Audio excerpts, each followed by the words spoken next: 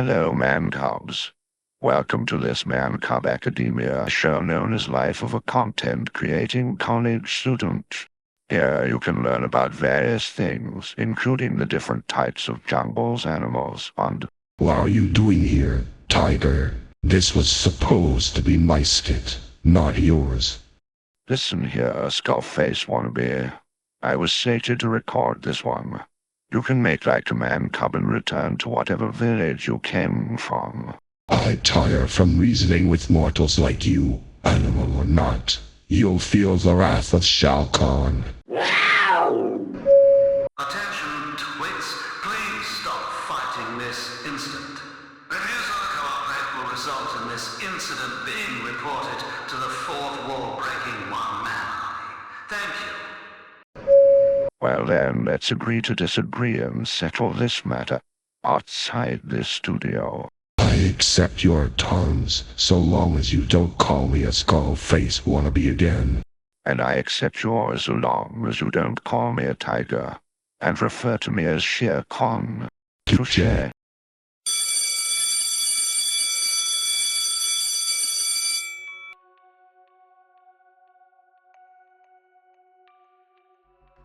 Ever found yourself finding the perfect link in the middle of research to communicate information or tell your story?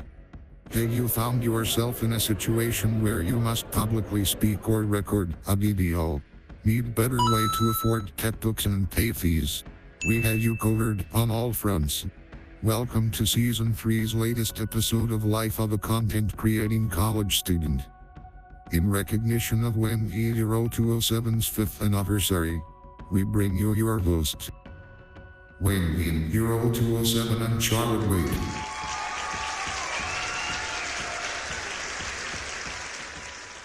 And hello folks, Wayne Z0207 here, hoping you're doing fantastic as always, and welcome to Season 3, Episode 4 of Life of a Content Creating College Student. Welcome to the year 2025, where the Rickroll curse is now long and gone. Well, it's not gone if you keep on bringing it up. What I'm trying to say is the Rickroll that kicked off last year didn't happen this year, so... You're starting off the year good foot. Absolutely. So, welcome to the most recent installment of this podcast, where we discuss college and content creation, the balance of both worlds. The balance of both. I'm Charlotte, co-host, and we're joined today by a very special guest. I would like to introduce you to Alex Lumbreras, one of my childhood friends, and one of the reminiscents of the original 3 of Hearst Entertainment, which featured myself, GL Viking Fisherman 63, and Matt DC 123. Hi guys, I'm really excited to be on and ready for a great session tonight, and looking forward to it. Oh yes, absolutely. And I have a feeling this is going to be a pretty big episode from the looks of it. Absolutely. Well, it's exciting. Alex, are you our first guest of the year? I believe I am. I think so. Well, welcome. Rolling out red carpet for you. This is so exciting. Yes, absolutely. Welcome. We know we've been wanting to have you on here for a while, and now you're finally here. So welcome officially to the podcast. Thank you guys. I'm really excited. Yes, of course. And before we jump in, we usually go over our episode cover, which has been updated for aesthetic reasons. Ooh. So as you'll notice, everything's all neon. Our speaker icons, basically, we've neoned everything. Neon lights. So let's begin. This episode's quote, "Happiness seems made to be shared," by Pierre Cornell. I love that. I think we need to share a little extra happiness nowadays, right?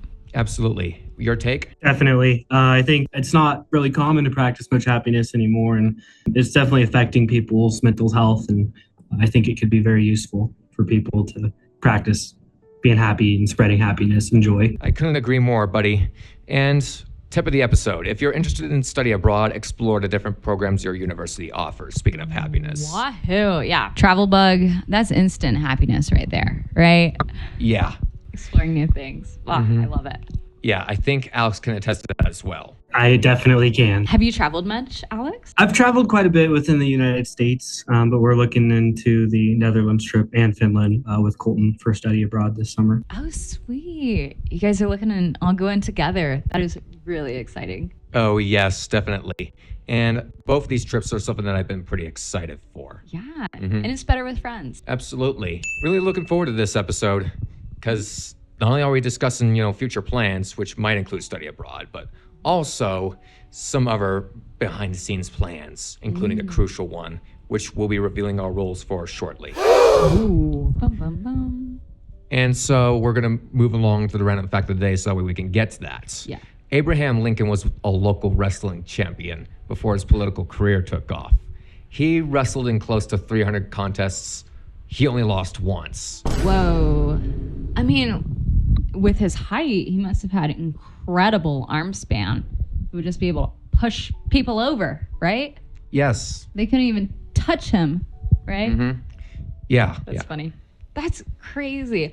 A man, that promoted peace, right? And brought us together, demolished slavery, was a wrestler. Ironic, isn't it? Yeah, but in the most beautiful of ways. Yeah. Well, talking about beautiful things, what are 2 things that went well for you in the last 2 weeks? Okay, so the first one's really exciting. I submitted the nomination letter for the Oregon Tech Pride Award this year for Natalie Hernandez. Excellent. You were talking about it last episode. Yes. Completed. So she is now officially nominated. Hey, great job. It all falls down to her to get those letters of recommendation, get it all solidified. Talk about spreading happiness, acknowledging others. That's one really great way to spread happiness and to spread it publicly. It's all part of So servant appropriate. leadership as well. That's something you'll definitely learn too, Alex. Definitely. That's obviously always good to do a good deed, and I'm glad that she is able to get nominated in order to get recognized for some of the work she's done, and it's a great opportunity. Especially since it brought recognition to Oregon Tech. That's the key factor here. And Alex was right there at the Student Awards ceremony when it all happened. Oh, yeah. I was. Right there witnessing it firsthand. Yes. Yep. I got to see firsthand. Colton get his awards last year, so it was a really, really cool event and well deserved. Yeah. You were at the table with us, huh? Yes, I was. Yeah, absolutely. Oh, that's crazy to think back. Yeah. It was a whole year ago. Yeah, what a wonderful blessing. And then the second thing is actually related to a plan C that I might have. I discovered an ethics leadership certification program that may expand the ALP department alongside the business department. Wow.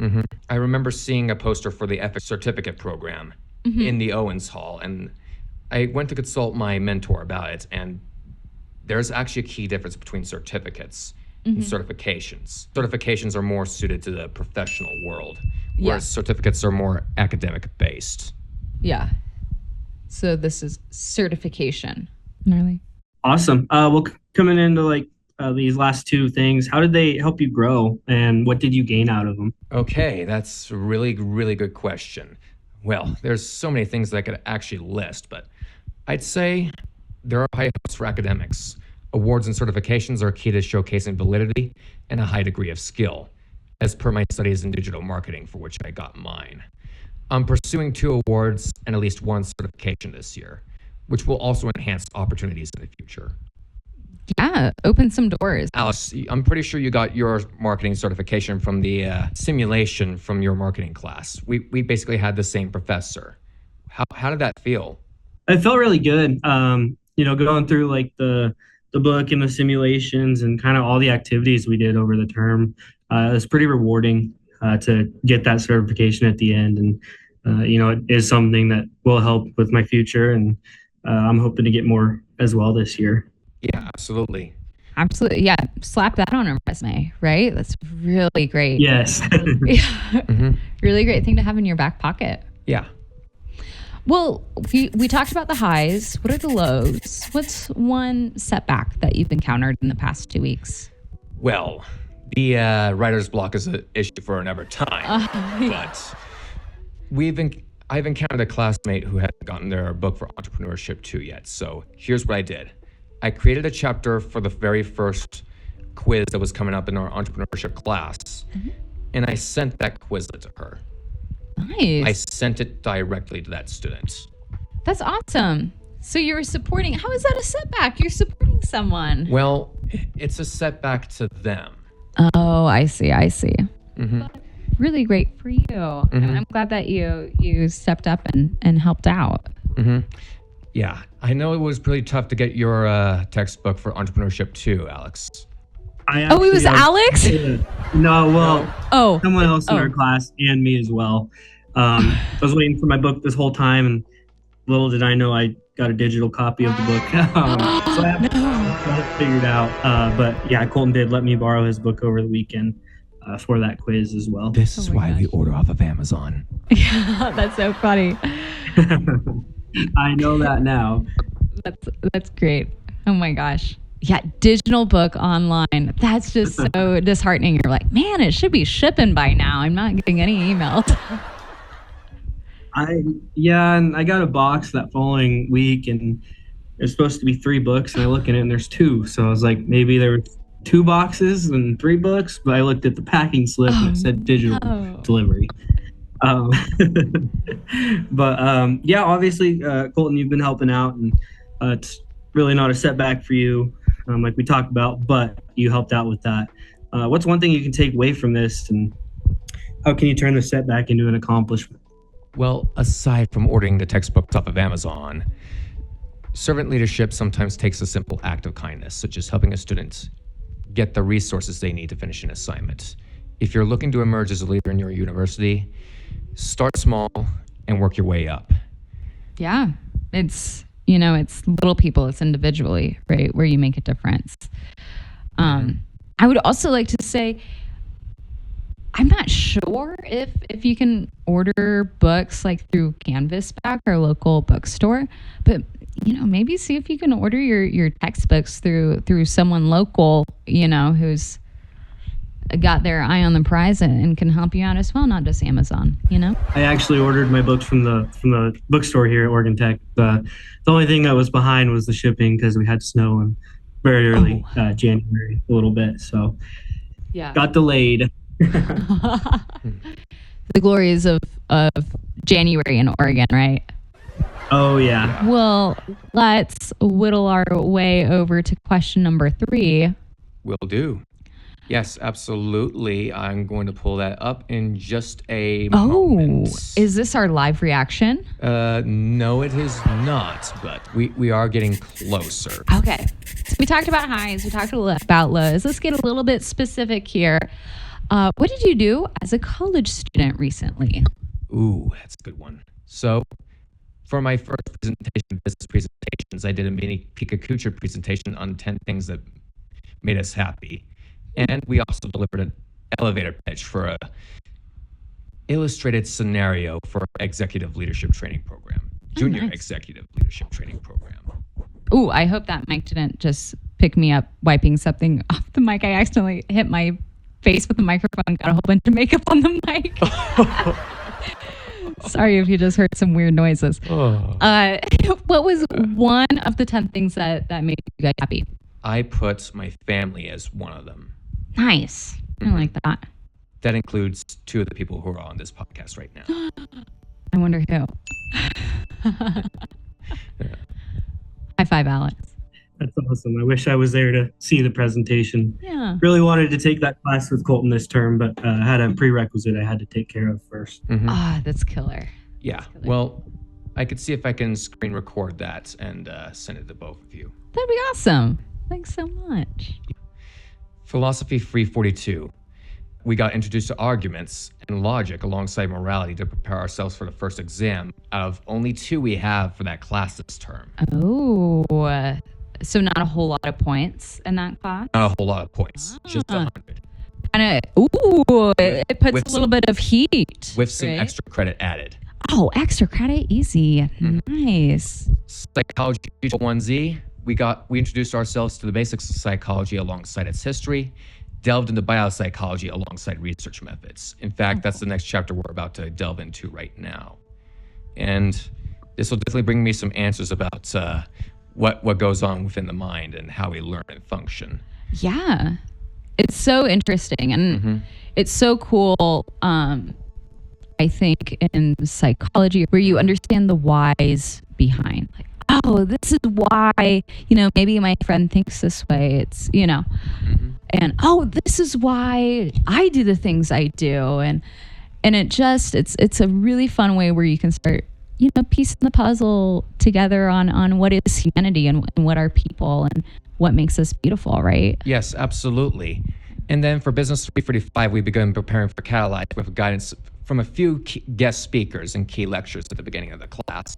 And we attended a few key events related to economic development and entrepreneurship. Cool. Were you connected with like Casita? Yes, we did. We did connect with Casita, and we also connected with Klamath Idea as well. I used to work for Klamath Idea, fun fact. You did not tell me. Was it Darren Rutledge? Yeah, Darren. Okay. His wife used to be the director when I worked there, but Klamath Idea and Small Business Development Center. Wow. Anyway, so. Yeah, and economics deals with scarce resources. And speaking of scarce resources, my laptop battery, it's starting to run a little bit low on the battery. So I guess it's time to get a little bit of filler time in. Charlotte and Alex, could you share some of your insights from, from a, I'd say a marketing standpoint as well as psychology? Like, how do these elements, overlap with one another? The marketing and psychology? Yeah. Alex, I can talk about this for years. Yeah. How about you? Right now, I'm actually taking marketing too, and it's, as far as I've seen it so far, it's a lot of psychology. Our book is called, maybe I don't remember the name of the book, but it's a psychology book. It's got the word psychology in the name, and basically, it's like the art of like how you can market to people, like using psychology. And it's a pretty cool overlap if you think about it. And we're learning all about happiness and how that affects your buyer behavior and everything like that. Yeah. And just like understanding like demographics and different people. And do you guys take a persuasion class here by any chance? What was that? Can you hear me, Alex? Do you have like a persuasion class that's offered or anything like that? Yeah, we're curious. Not that I know of. I'm not too sure if it's offered. Colton, do you know? I do know there is a negotiations class offered. I do believe there is a negotiations class, but yeah. I think we're sorry, folks. We're gonna need to unplug the second monitor, light blooper here. Oh, it's okay. I can keep on talking. Not a problem. Do you want me to talk about the Business 335 class that we're doing right now? We better skip along the episode notes. Okay. Okay. Well, with that being said, what lessons were you taught in the last 10 experiences that you've had this week, and how can you apply or enhance your studies based on your experience? Okay, so another wonderful question. I love when these questions keep popping up. So, psychology is a pathway to things some consider to be supernatural. Learning it will enhance our consciousness of ourselves and our environments, including the people around us.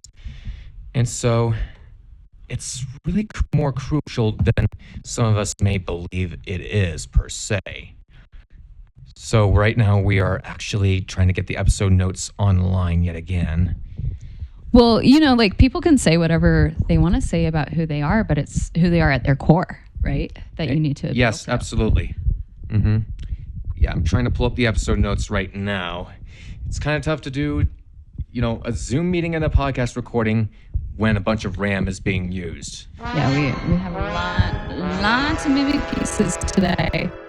Oh, yes, it is. New setup, but that is okay. I think.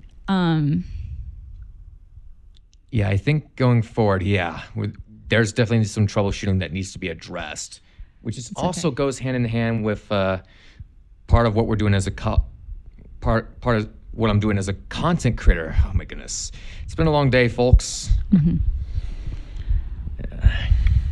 But anyways. Yeah, some exciting times, some exciting news. Yeah, there's a whole bunch going on. And speaking of which, one of those projects is we're actually going to go ahead and tease them right now. So here we go. We're going to be reacting to one of the most influential commercials to exist in board game history, stemming from the 90s. Here we go. So they actually had a knack to blow things up in these nightmare video board game commercials. Isn't it a shocker, Alex?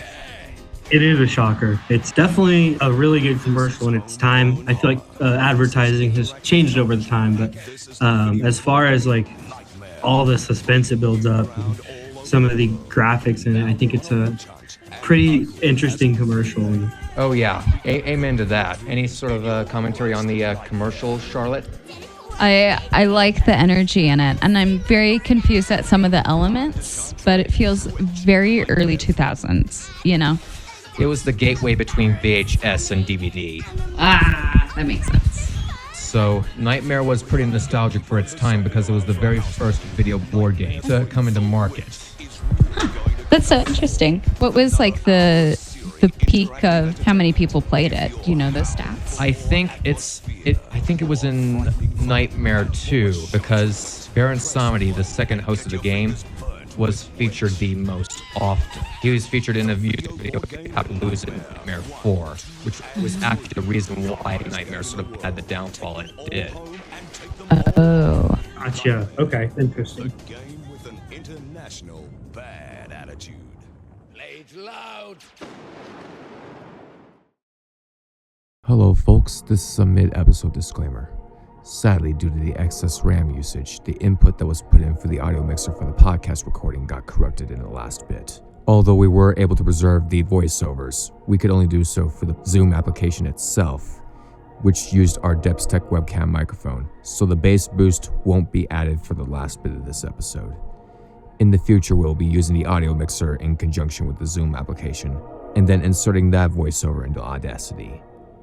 That being said, enjoying the rest of the episode. Alex and I, we did collaborate on the research a little bit, and we sort of had to come to a consensus as to whether or not this tournament, I'm now going to say it, this idea is a tournament. Yay! Mm-hmm. So it was slated to begin March 4th, but we're going to need to we're juggling some dates around right now. But one of the host and color commentators is actually right in this episode. Who is it? So it's Alex and myself, and then the two guests that couldn't make it today, GL Viking Fisherman 63 and Heidi Daisy. That's us. We're the host and color commentators that are there to make this event amazing. Nice. Mm-hmm. I like that. Yes, we've been planning it out for quite a while now, right? Mm-hmm. Yeah. How long is it? Yeah. So it's been like months on end. Yeah. We've been preparing this. Oh, so that's so exciting. It's like, Yeah. we call it at work, like when you put something at your baby, right? It's your baby. Your baby is coming together, right? Mm-hmm. Is that how it feels? You're proud, like father with his child. Mm-hmm. Yes. Mm-hmm.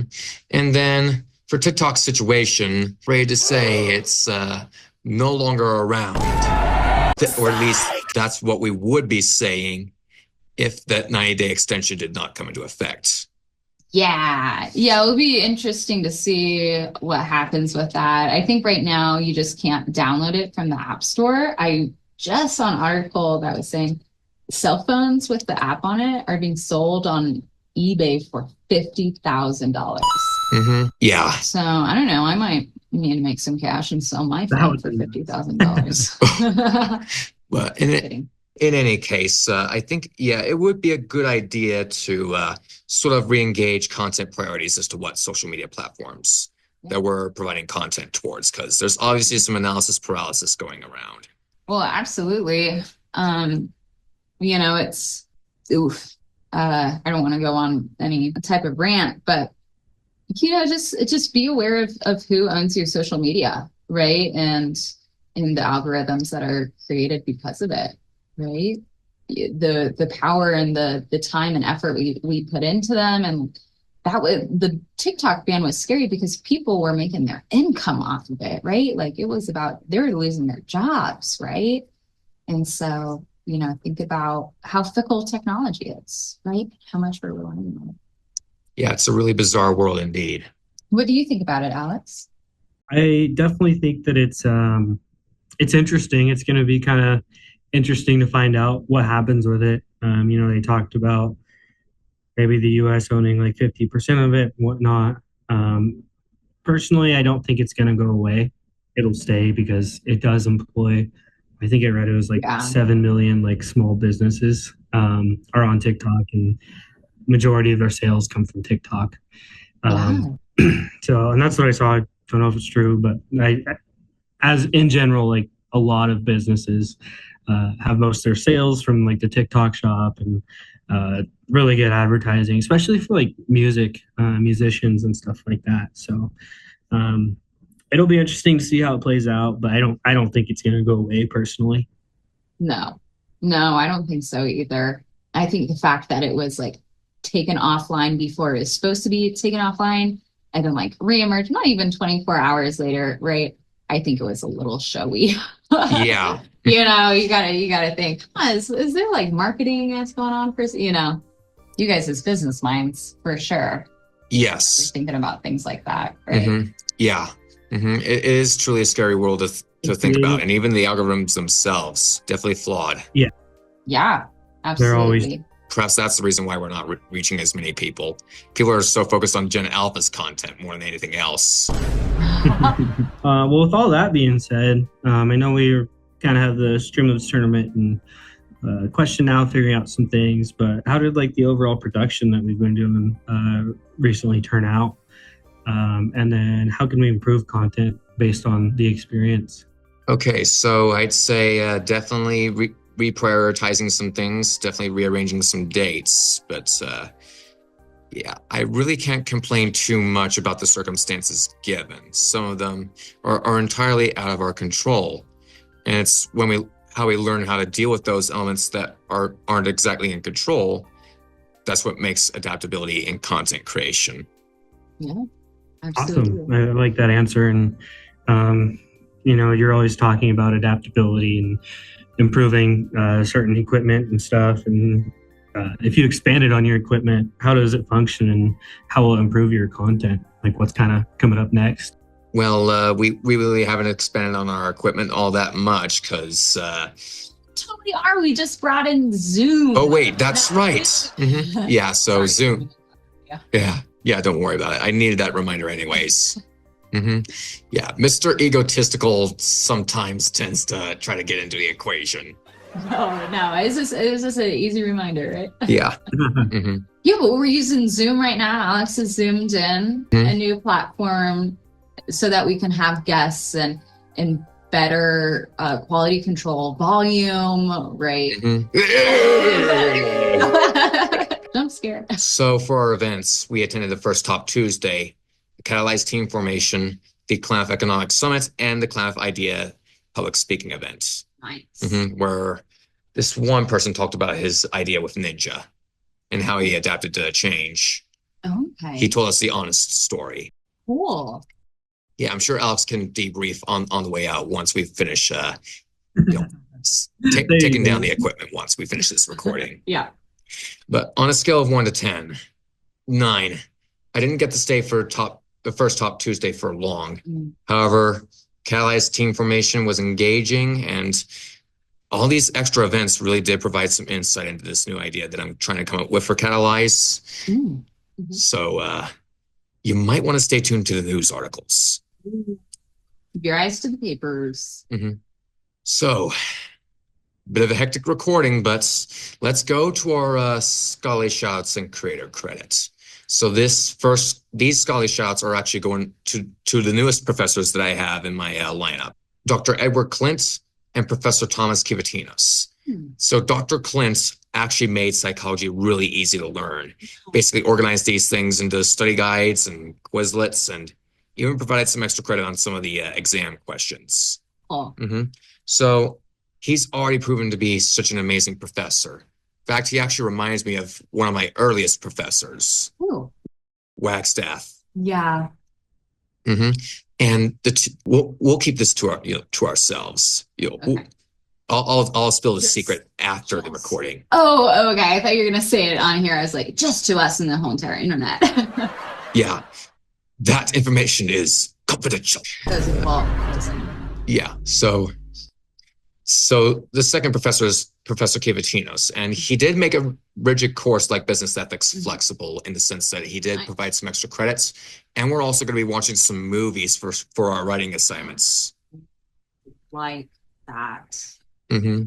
Yeah, absolutely. How about creator credit?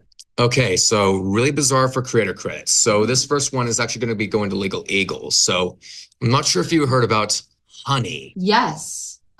Whoa. Yes, I had heard just a little bit about it, but I actually forgot about it. I think I had watched a video on what honey was doing right before I went to bed, and I kind of thought it was like a fever dream. Well, it's no dream. They've actually scammed the content creators that they were representing.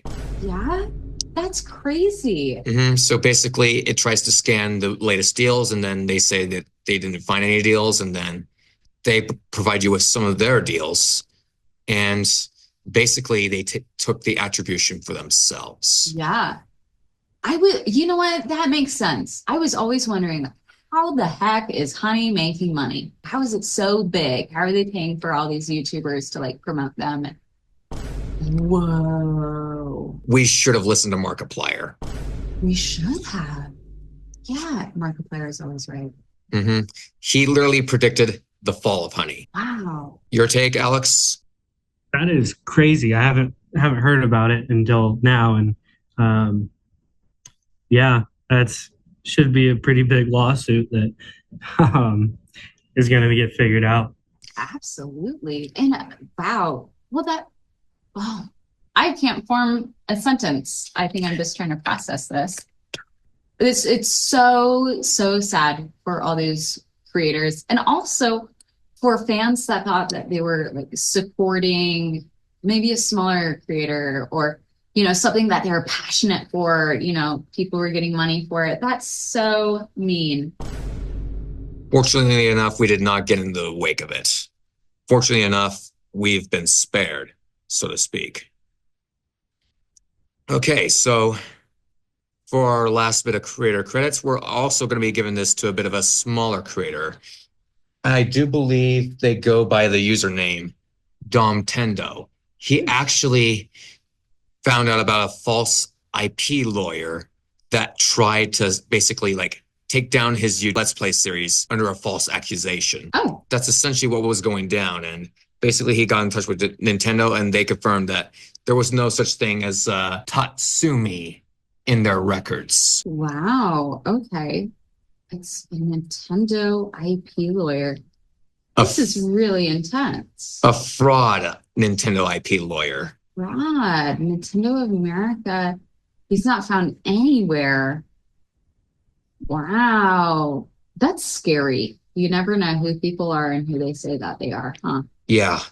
It's always a reminder to turn on two-step verification, get yourself verified on social media, provides authenticity. And make sure you're aware so you don't get scammed yourself, right? Aware of the threats that are happening. You need to double check people's identities, right? Yes. You have that agency. Hot dog. Yeah.